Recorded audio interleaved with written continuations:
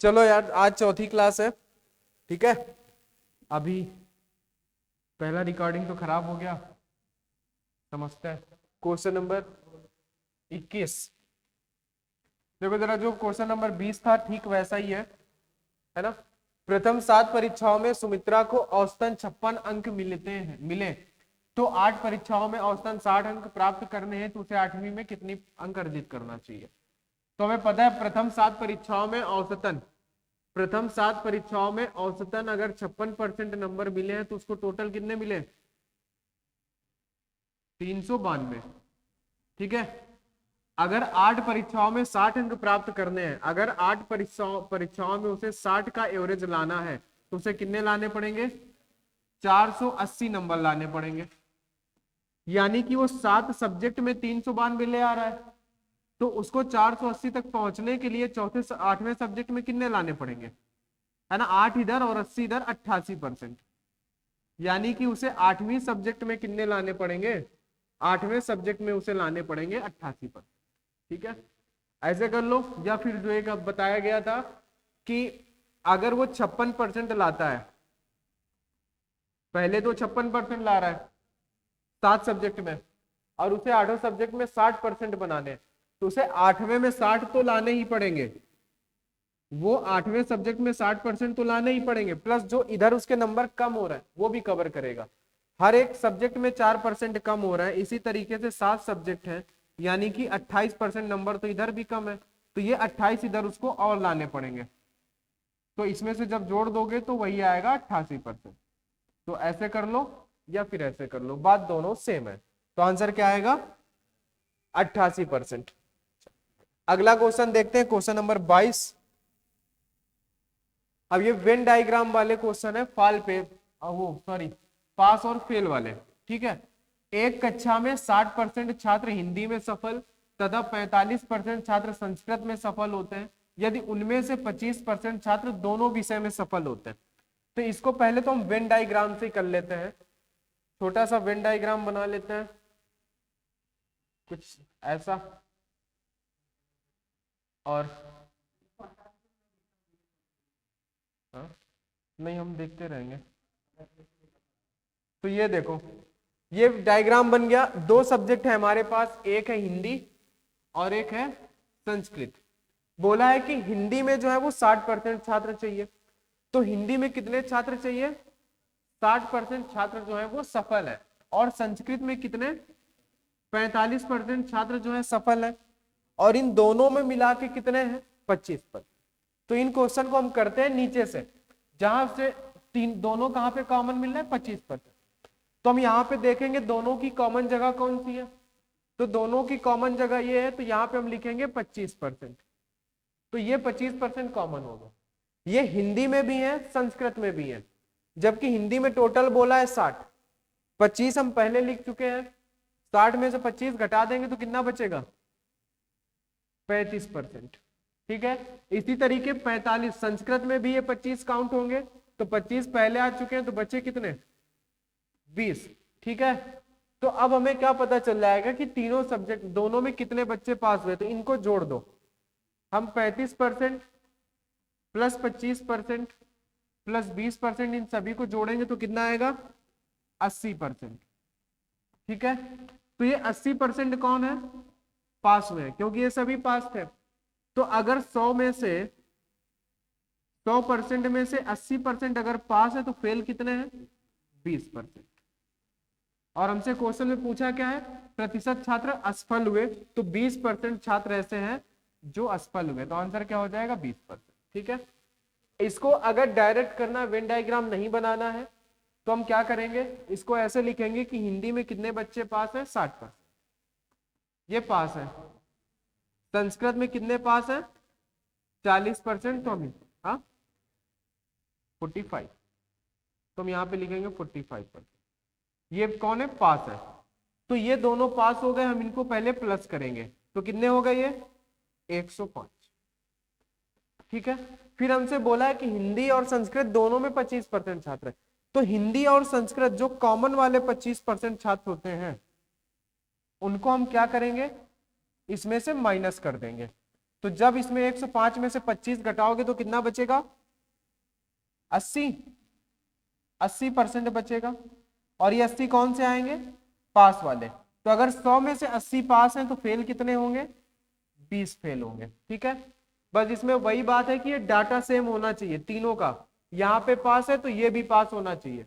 अगर यहाँ पे फेल वाला ले लोगे तो गड़बड़ हो जाएगा। तो ये तीनों डाटा सेम होगा तभी ये काम करेगा। ठीक है, तो अब जो आगे क्वेश्चन हम लोग करेंगे इसी शॉर्ट तरीके से करेंगे। एक परीक्षा में इतिहास में 45% छात्र पास हुए, सॉरी उत्तीर्ण हुए। हाँ, इतिहास में जो है वो 45% छात्र पास हुए हैं। हिंदी में 60%। हिंदी में कितने पास हुए हैं? 60%। ठीक है, बोलो, खिड़की मत खोलो, इसमें दिखता है। ठीक है, हिंदी में कितने? 60% छात्र। इन सभी को हम जोड़ेंगे, ये कौन है? सब पास छात्र हैं। तो हम इनको जोड़ेंगे, कितना हो जाएगा? 105। 105% पास हुए। अच्छा, 8% दोनों विषयों में अनुत्तीर्ण हुए। तो देखो, अब हम इसमें से 8% नहीं घटा सकते क्योंकि वो अनुत्तीर्ण का है और ये उत्तीर्ण का है। तो हम इसको पहले उत्तीर्ण में बदल लेंगे।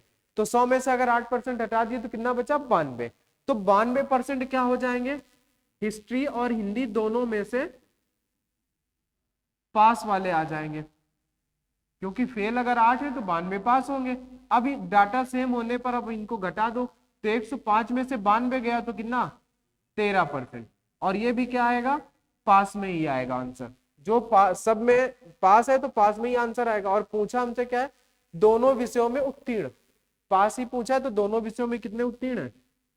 13%। सिंपल सा है, इनमें कोई दिक्कत नहीं होती। ठीक है, दिक्कत तो तब होती है जब 3 सब्जेक्ट होते हैं। अब देखो जरा, एक परीक्षा में 20% छात्र अंग्रेजी में अनुत्तीर्ण हुए, है ना। इंग्लिश में 20% छात्र अनुत्तीर्ण हुए यानी कि फेल हुए।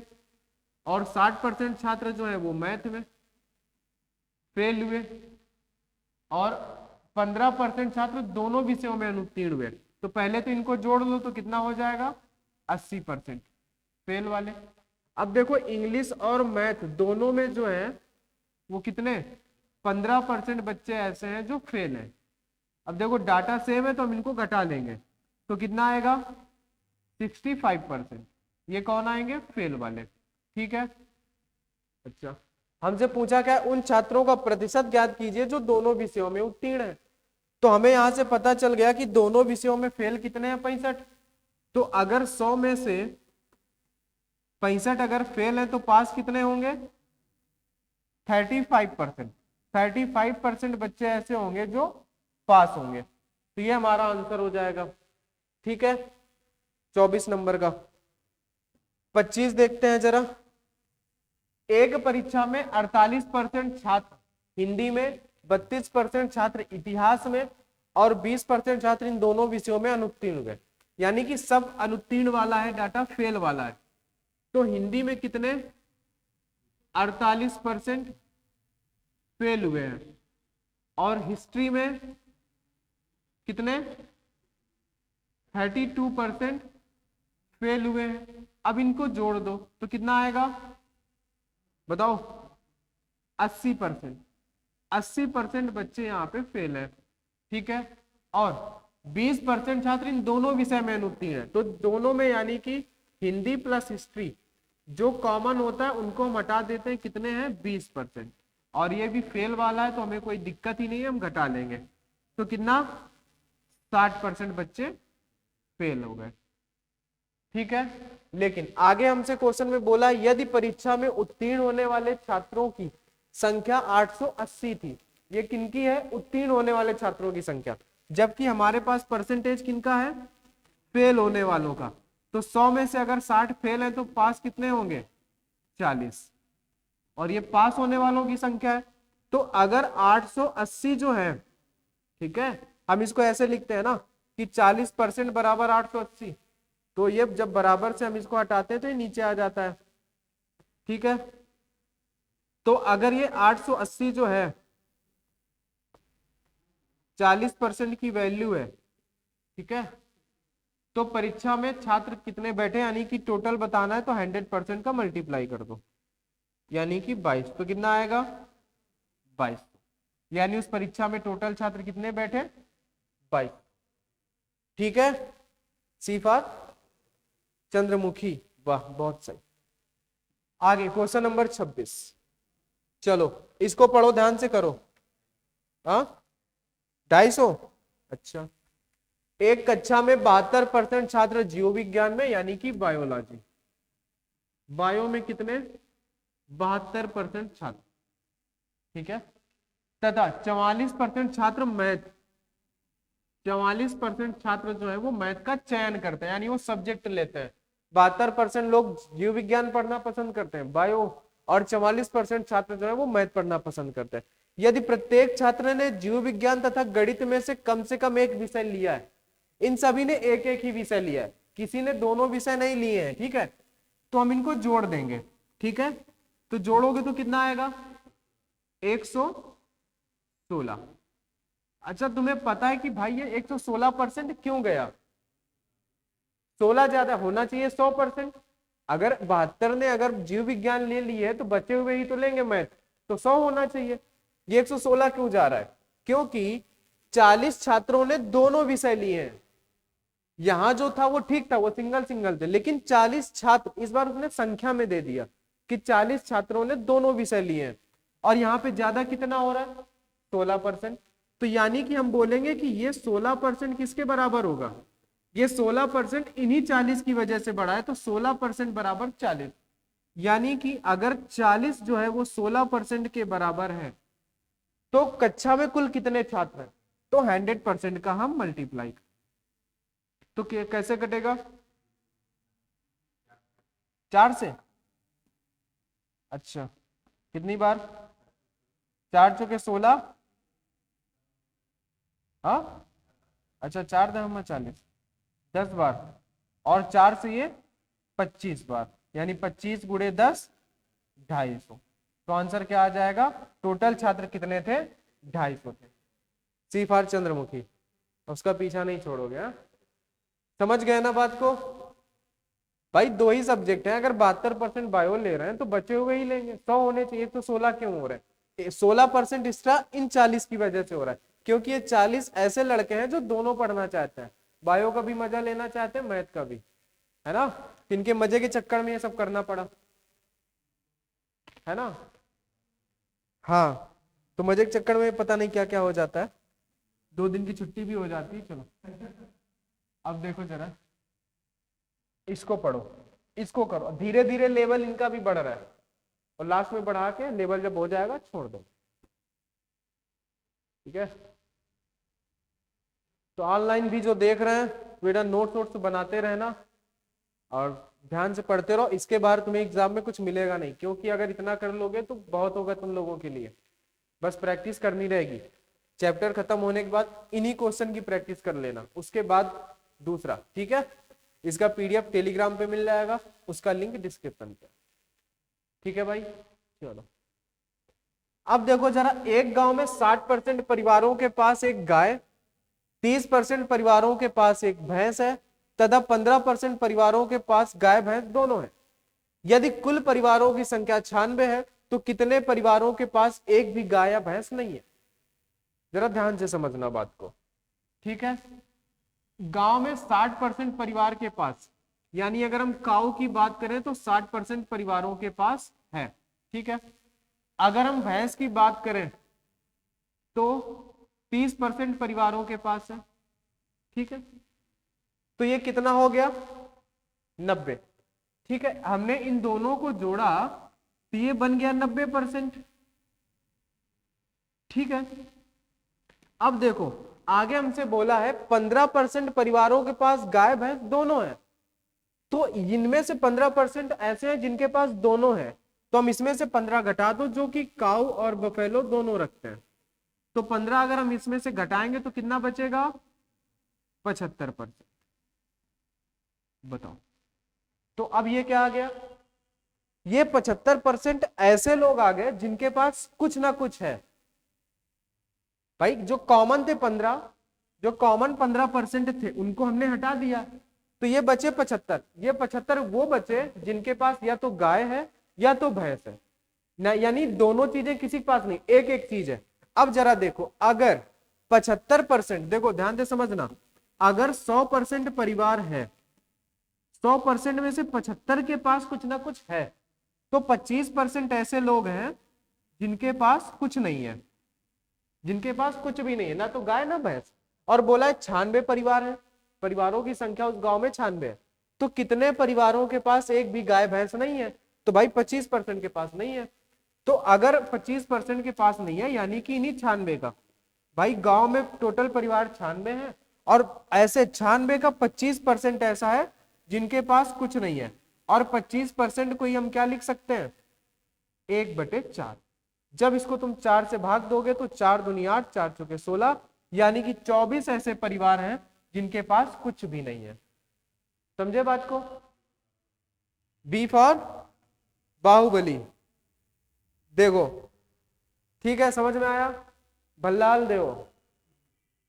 अब देखो, एक 60% ऐसे लोग थे जिनके पास गाय थी, 30% ऐसे थे जिनके पास भैंस थी, टोटल मिला के 90%। यानी इसमें से 15% कुछ ऐसे जिनके पास दोनों है। तो अगर हमने इसमें से 15% माइनस कर दिया तो बचा 75।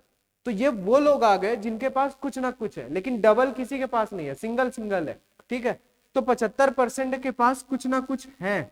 अगर 75 के पास कुछ ना कुछ है तो 25 ऐसे बचे जिनके पास कुछ भी नहीं है। और गांव में 96 परिवार है, 96 परिवारों में से 25% ऐसे परिवार हैं जिनके पास कुछ नहीं है। तो हमने 96 का 25% निकाला, यानी कि 96 गुणे 1/4, या 96 गुणे 25/100 भी करोगे तो वही आएगा, तो यानी कि 24। तो 24 ऐसे परिवार हैं जिनके पास कुछ भी नहीं है, ना गाय है ना भैंस, उनके पास बकरी है। ठीक है मतलब क्या है पता नहीं। अच्छा, अब आ जाओ थोड़ा सा आगे, अब मजा आएगा क्वेश्चन को करने में। अब थोड़ा दिमाग का होगा दही। तो पढ़ो जरा, एक बार क्वेश्चन को एकदम मन से पढ़ो, दिल से पढ़ो, फिर बताते। ठीक है, पढ़ो ध्यान से।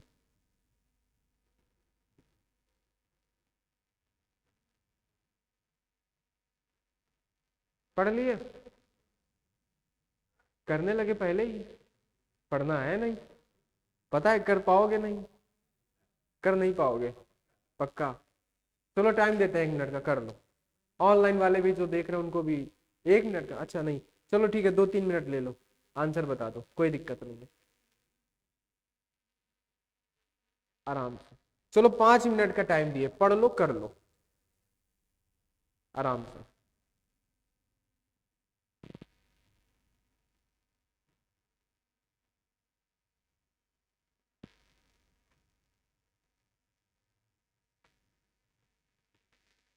करो।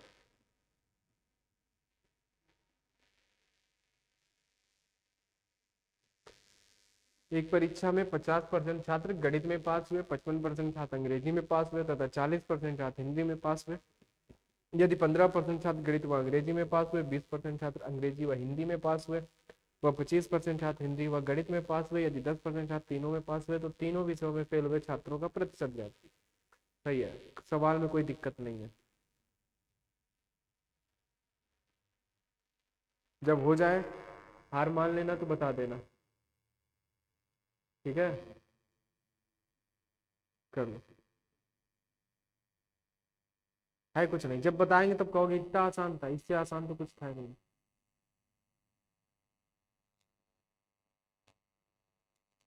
यार तुम लोग सवाल पूरा करते ना, आंसर पहले देखने लगते हैं। नजदीक पहुंच तो नहीं गए, नजदीक है तो लो, जय भल्लाल देव। हाँ, और क्या? डी फॉर देव सेना। हाँ हाँ, लो हो गया। ए फॉर क्या होता है? ए फॉर क्या होता है? हाँ, ए फॉर अनार करो, A for apple, B for बड़का एप्पल। हो गया? आ गया आंसर? नहीं आया?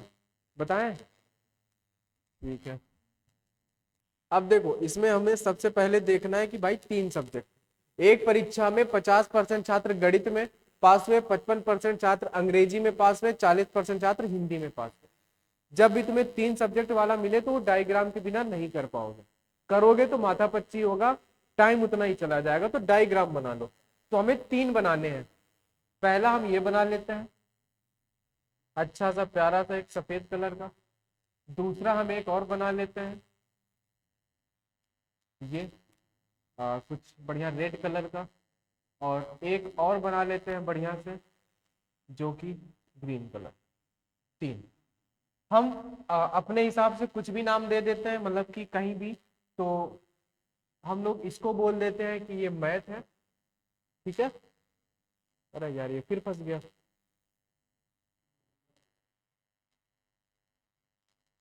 यहाँ जाके क्यों फंस जाता है भाई, ये तो बड़ी दिक्कत वाली बात हो जाती है यार। बोलो भाई, ऐसे क्यों होता है?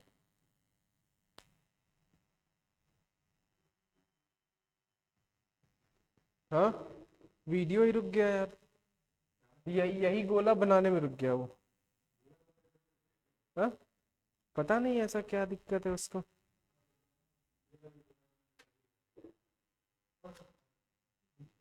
गोले से दिक्कत है, एक दो गोला खिलाए इसको भी। अरे यार भाई साहब चालू हो जाओ। नहीं चलेगा क्या यार?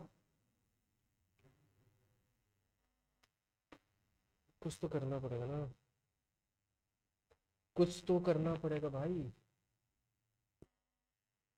ऐसा होगा तब तो बड़ी दिक्कत है।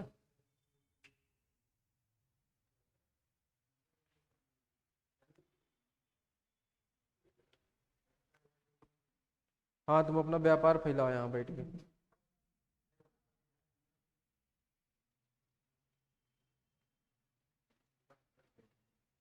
हाँ,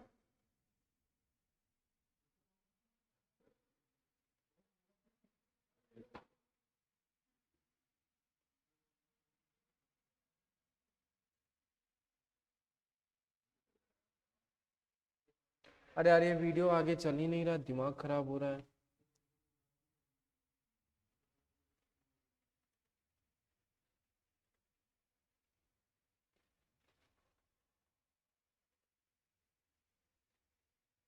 अभी तो चला। हाँ, अभी कुछ कुछ चल रहा है।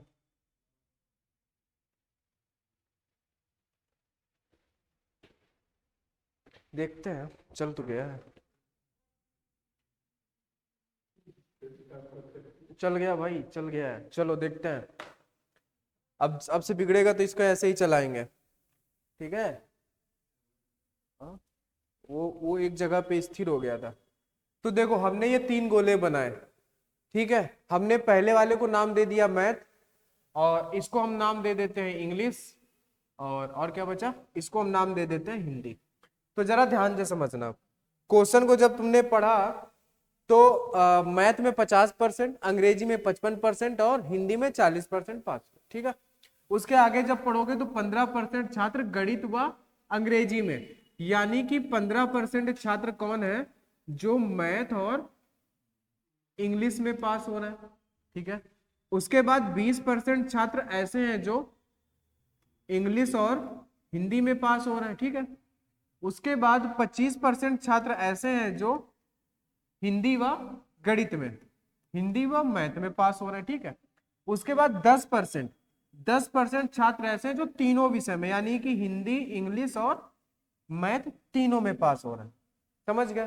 तो इसमें तुम्हें यह बताया गया था कि हम इन क्वेश्चन को नीचे से करना स्टार्ट करते हैं, जहां पे तीनों कॉमन हो, हम वहां से। अगर हम एक से स्टार्ट करेंगे तो फिर तीनों कॉमन वाला गड़बड़ करेगा। तो हम तीनों कॉमन हो या 2 कॉमन हो या 4 हो, कितने भी हो, हम वहीं से स्टार्ट करेंगे। तो 10% जो हिंदी, इंग्लिश और मैथ तीनों में कॉमन है। तो हम इन गोलों में वो एरिया ढूंढेंगे जहां पे तीनों गोले होके गुजरते हैं। तो अगर हम इसको लेंगे तो यहाँ पे सिर्फ 2 ही गोले हैं। हम यहाँ पे देखेंगे तो यहाँ ये ग्रीन वाला भी गया है, रेड वाला भी, व्हाइट वाला भी, यानी कि ये ऐसी जगह है जहां पे तीनों है। तो ये 10% कहाँ पे आएगा, ये 10% यहाँ पे आएगा, इन तीनों की जगह पे। समझ गए इतनी बात? अब हम इन ये जो अब दो दो कॉमन वाले हैं, इनको हम कैसे भी कर सकते हैं, अब कोई दिक्कत नहीं है। तो अगर हम मैथ और इंग्लिश की बात करें कॉमन की, तो वो कितने हैं, 15%। तो जरा देखो मैथ और इंग्लिश का, तो देखो ये मैथ का है, देखो इसको ध्यान से समझते हैं, ये जो है ये किसका है, मैथ का, सॉरी इंग्लिश का है, और ये मैथ का है। यानी ये जो बीच में जगह बनी है मैथ और इंग्लिश दोनों की, दोनों के कॉमन में हमसे क्या बोला है, 15, जबकि इन दोनों के जगह में पहले से 10% आ चुका है, तो कितना बचा, 5। तो हम यहाँ पे क्या लिखेंगे, 5% लिखेंगे। बात समझ में आई कि नहीं इतनी, तो 10 पहले से आ चुका है तो हम यहाँ पे क्या लिखेंगे, 5%। ठीक है।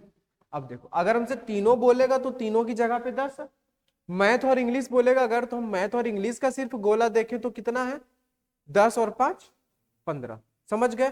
तो बेसिकली हम क्या करते हैं, 15 में से इस 10 को हटा देते, फिर जब इंग्लिश और हिंदी बोला है तो इस 20 में से फिर से ये 10 माइनस होगा।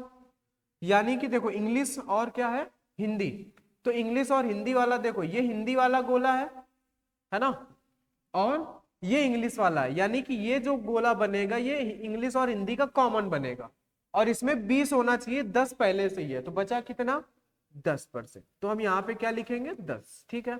अच्छा अब हिंदी और मैथ का देखें, हिंदी ये मैथ ये, मैथ का गोला ये आया है, हिंदी का गोला ये है, यानी ये इन दोनों की कॉमन जगह है, इन दोनों के कॉमन में होना चाहिए 25, जबकि 10 पहले से आ चुका है, तो कितना, 15। ठीक है, बात समझ गए, इतनी बात समझ में आई कि नहीं आई, ये तीनों कॉमन, दो कॉमन से हटता जाता है। ठीक है। अच्छा अब हम करते क्या है, अब ध्यान से समझना, अब देखो मैथ में हमसे बोला था 50%, मैथ में कितना बोला था, 50%, इंग्लिश में कितना बोला है, 55%, हिंदी में कितना बोला है, 40%।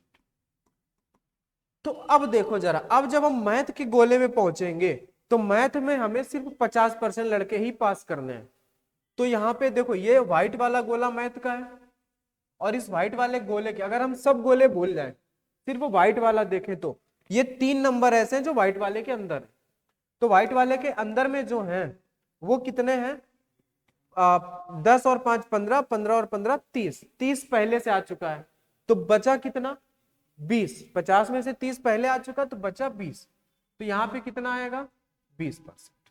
अच्छा अब इंग्लिश की बात कर लें, इंग्लिश में कितने, 55% है, तो अगर सब गोले भूल जाए तो इंग्लिश के अंदर ये 3 नंबर है, 10 10 20 5 25, तो अगर हम 55 में से 25 घटा देंगे तो 30% छात्र यहाँ पे आ जाएंगे। ठीक है। अच्छा आगे देखें तो हिंदी में है 40% बच्चे, और ये ग्रीन वाला गोला हिंदी का, इसके अंदर कितने, 10 10 20 35, तो कितना, 5%। बस बन गया पूरा।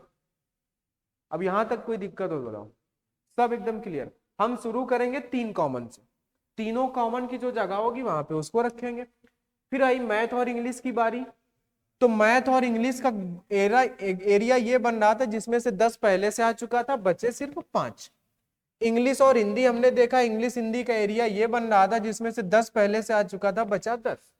फिर हिंदी और मैथ, हिंदी और मैथ का एरिया देखा ये बन रहा था जिसमें से 25 हमें लाना था, 10 पहले से था तो 15 और। ठीक है। फिर हमने देखा सिर्फ मैथ वाला गोला, तो मैथ में से 50% लाने थे जिसमें से कितने, 30 पहले से आ चुके थे तो बचे 20। इंग्लिश में हमें 55 लाने थे जिसमें से 10 10 20 5 25 पहले से आ गए थे, बचे 30। हिंदी में 40 लाने थे जिसमें से 35 पहले से आ चुके थे, बचा 5। तो सब कुछ हमने कर दिया, तो इस गोले के अंदर अब हमें अलग अलग मिल गए सब, तो यही बस हमको जोड़ देना है जो अंदर है। तो ये वो देखो कौन है, ये पास होने वाले छात्र हैं, सारा परसेंट पास होने का था, तो अगर हम इनको जोड़ेंगे तो क्या आएगा, 95 आएगा। तो यानी कि पास कितने हुए, 95% छात्र। तो अगर 100% में से ये 95 पास हुए तो फेल कितने हुए, 5%। और तुमसे पूछा क्या था, फेल हुए छात्रों का प्रतिशत, तो वो कितना है, डी फॉर देवसेना। ठीक है। तो बताओ कितना आसान था। अच्छा अब तुम लोगों के मन में एक चीज आएगी कि यार इसको ऐसा ना करें कि इन सबको क्या करें कि 10 ले लें, और ये जो कॉमन है इनमें से इसको तो हटाना ही है, तो हम 10 को ले लें, 15 में से 10 गया 5, 20 में से 10 गया 10, 25 में 10 गया 15, तो 5 और 10 15, 15 और 15 30, 30 और 10 40। ठीक है, फिर बोलोगे कि यार अब मैथ वाले में से घटा दो, तो जब तुम मैथ में से घटाने जाओगे तब तुमको कंफ्यूजन होगा कि हमको हटाना कौन कौन से हैं। तो इसलिए जब तक डायग्राम नहीं बनाओगे तो नहीं कर पाओगे। तो 3 वाले सब्जेक्ट, 3 से कितने भी ज्यादा हो तुम्हें डायग्राम बना लेना है बस। बस एक चीज ध्यान रखनी है कि जो तीनों कॉमन, जो ज्यादा वाला कॉमन होगा वहां से हम शुरू करेंगे, वो 3 हो 4 हो 5 हो कुछ भी हो। ठीक है, तो चलो अच्छा क्वेश्चन नंबर 29 देखो, देखते हैं कितनी बात तुम्हारे भेजे में गई है। 110 छात्रों के समूह में 23 छात्रों ने 2 खेलों में से किसी में भाग नहीं लिया, तो इनको तो फुर्सत में हटा दो, क्योंकि 110 छात्र थे जिसमें से 23 छात्रों ने किसी में भी भाग नहीं लिया, तो उनका हमसे मतलब ही नहीं है। तो कितना बचा? 87, 87%, सॉरी 87 बच्चे हैं। ठीक है, यानी हमें बस इनसे मतलब है। बैडमिंटन और शतरंज, ठीक है, बैडमिंटन में 45 और शतरंज में 61 ने भाग लिया, कितने छात्रों ने केवल बैडमिंटन में भाग लिया? तो बताओ चलो, सिंपल सी बात है। अगर हम बात करें बैडमिंटन की, बैडमिंटन में 45 बच्चों ने भाग लिया। अगर हम बात करें शतरंज की, तो शतरंज में 61 बच्चों ने भाग लिया, परसेंट नहीं है यहाँ पे, तो 45 और 61 कितना हुआ? 106। तो इनको जोड़ने पे आ रहा है 106 पर 106 बच्चे, जबकि हमारे पास तो है 87 बच्चे ही ना। बताओ भाई, 110 थे लेकिन 23 तो आ ही नहीं, उनका कुछ लेना देना ही नहीं है सवाल से, खेल से, तो हमें 87 में कैलकुलेशन करना है। जबकि 45 बच्चे जो है वो बैडमिंटन में और 61 बच्चे जो है वो शतरंज में है, तो ये तो मिला के ये 106 हो जा रहा है। इन दोनों का अगर हम जोड़ दें तो ये कितना हो रहा है? 106। होना चाहिए 87 बच्चे, लेकिन हो रहे हैं 106, कितने ज्यादा हो रहा है? हाँ, 19 बच्चे। तो ये 19 वही बच्चे हैं जो 2 बार काउंट हो रहा है। ठीक है, तो 19 बच्चे यहां पे आएंगे जो 2 बार काउंट। ठीक है, तो अब देखो 45 बच्चे हमें बैडमिंटन में चाहिए, जिसमें से 19 पहले मिल चुके हैं, तो 45 में से 19 घटाओगे तो कितना बचेगा? बताओ,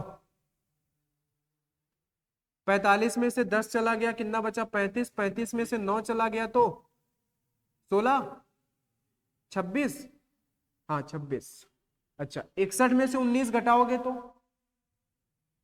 61 में से अगर 10 घटा दिए तो 51, 51 में से अगर 9 घटाओगे तो कितना बचेगा? 42, 42। तुमसे पूछा क्या था? कितने छात्रों ने केवल बैडमिंटन में भाग लिया, तो केवल बैडमिंटन में भाग लेने वाले ये छात्र हैं 26। ठीक है, बताओ समझ में आया? कोई दिक्कत? एक बार और देख लो, टोटल 110 बच्चे थे जिसमें से 23 ने तो भाग ही नहीं लिया, बचे 87, तो हमें सिर्फ 87 से मतलब है, जिसमें से बैडमिंटन में 45 थे, शतरंज में 61 थे, तो हो गए 106। तो भाई 87 बच्चे ही तो 106 कैसे हो गए? तो जो 19 बच्चे ज्यादा मिले हमको, वो कौन थे? वो दोनों तरफ खेल रहे थे, वो थे। तो कॉमन वाले को हमने कॉमन एरिया पे रख दिया। अब हमें बैडमिंटन में चाहिए 45, जिसमें से 19 पहले से आ चुके, बचे 26। ठीक है, तो देखो जरा इसका मतलब क्या होता है? ये जो गोला है, तो ये जो बीच में आता है, इसका मतलब होता है कि ये दोनों गेम खेलना। और जब बोलता है कि केवल बैडमिंटन खेलने वाले, तो ये ऐसे बच्चे हैं जो केवल बैडमिंटन खेल रहे हैं। अगर बोले बैडमिंटन खेलने वाले तो वो 45 बच्चे हैं, केवल बैडमिंटन खेलने वाले 26, केवल शतरंज खेलने वाले 42 है। ठीक है, तो इसी बेसिस पे कुछ एक ये 30 नंबर का क्वेश्चन है, 30 नंबर वाला। ये कुछ तगड़ा सवाल है, बहुत तगड़ा है, लेकिन उतना है नहीं है, देखने में बहुत बड़ा है। ठीक है, ऑनलाइन वालों को दिख रहा है। चलो, 100 छात्रों की एक कक्षा में प्रत्येक छात्र 3 विषयों यानी इतिहास, अर्थशास्त्र तथा अंग्रेजी में से एक या अधिक विषय में पास हुए। ठीक है, पढ़ लो जरा ध्यान से, इसको पढ़ लो पहले क्वेश्चन को, फिर बताते हैं।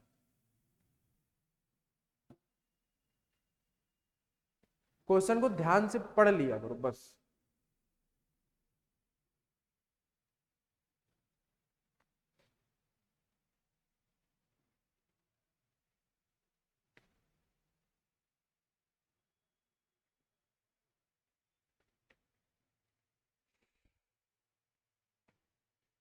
पढ़ लिए, पढ़ लिए, कर नहीं पाओगे, कर नहीं पाओगे, करो मत, पढ़ लिए ध्यान से, है ना।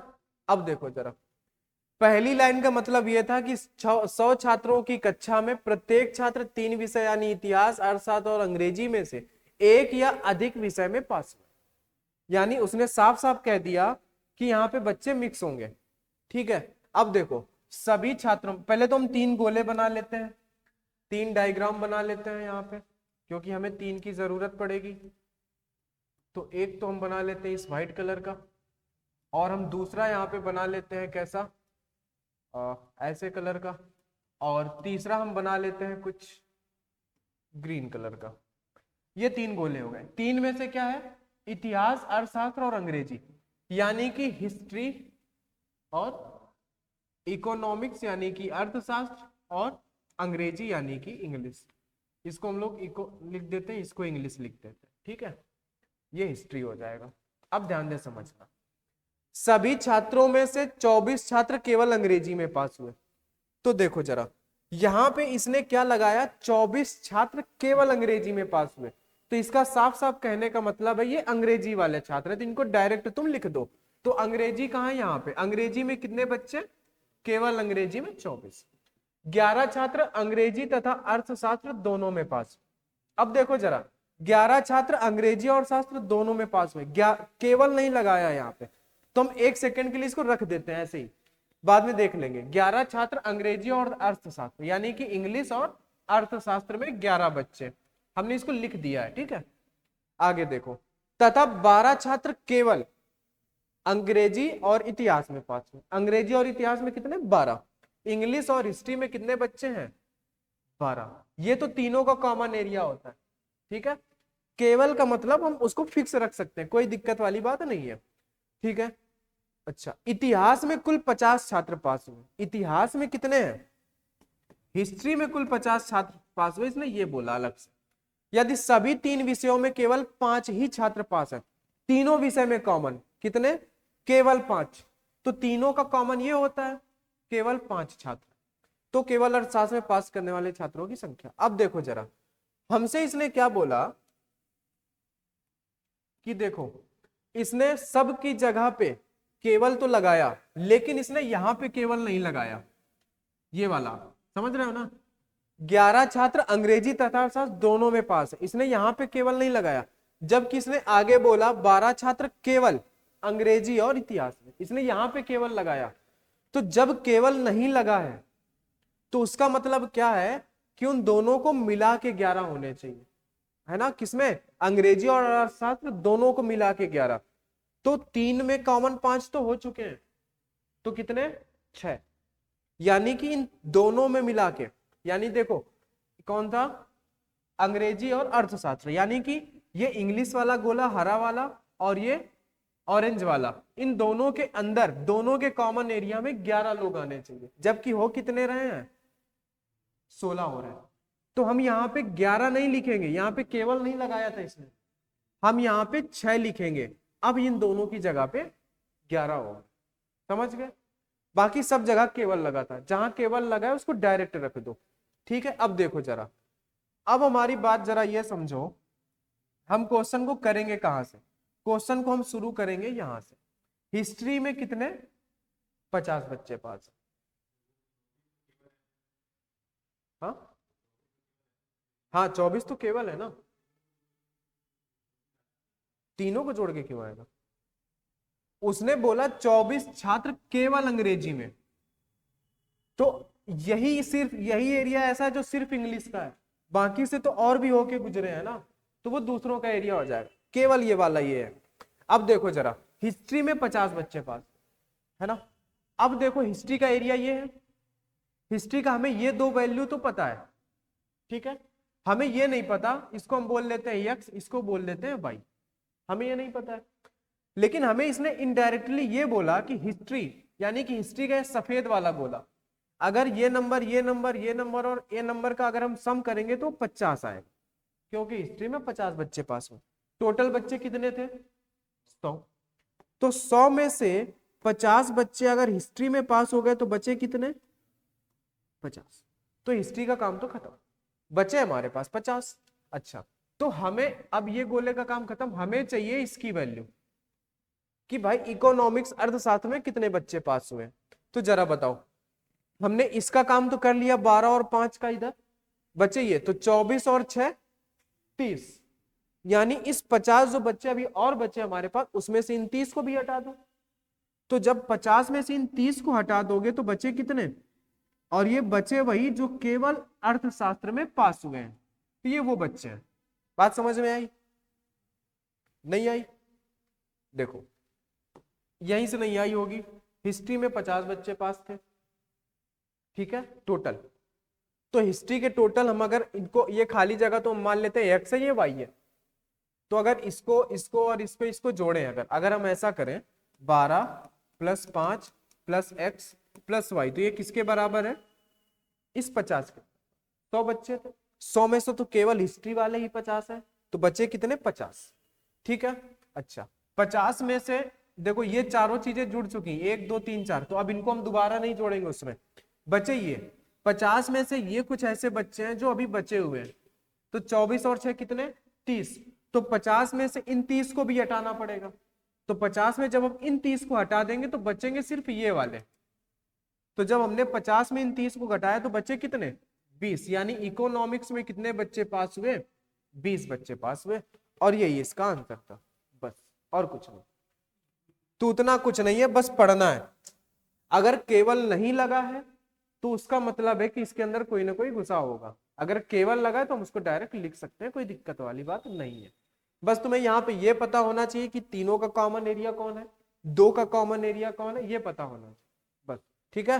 तो आज की क्लास में इतना ही। अगर इन क्वेश्चन को ध्यान से पढ़ लेते हो तो वेन डायग्राम वाले क्वेश्चन में कोई दिक्कत नहीं होगी, ठीक है। तो आज की क्लास में इतना ही, अब मिलते हैं कल की क्लास में।